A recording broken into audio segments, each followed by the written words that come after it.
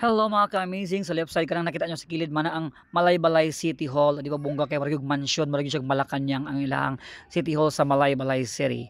So karon mga ka-amazing naabot nami sa sentrong bahin sa Malaybalay kay amo laging gihatod si Sir Basilidas Pilapil Jr. sa Malaybalay kay diri na siya mopuyo human niya mag-retired sa Glorious Fantasyland sa Dapitan. So after 10 years mga ka-amazing, diri na gid si Sir Plapla sa Malaybalay mo puyo kay diri magud iyang pinakaduol nga igsuon nga pwede mag-atiman pod niya. So giandaman na siya daan diri og kanang balay sa subdivision kay iyang igsuon nga nasa US kanang dili man gid muuli talagsa na lang. So si Sir Plapla ang papuyon didto sa kanang balay dinhi. So man iyang igsuon sa Plapla kanang naka-car og brown. Then kami kaning gasunod kay iyang maigsuon ang naglead sa mua sa padulong ang dalan.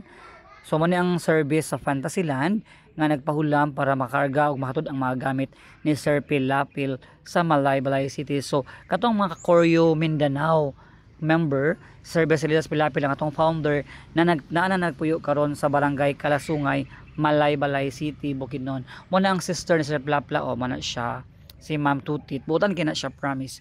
So naginanamig naog sa mga gamit na Sir Pilapla kay kani nga mga orasa kaulanon na kay gadag-om nagsugod ang kalangitan. So nga si Engineer Tihada, si Tanggol kana naka jacket og black to raw, Pak Tanggol. Oh, si Kuya Sapalida man among driver nga grabe ka powerful. Walay duka-duka.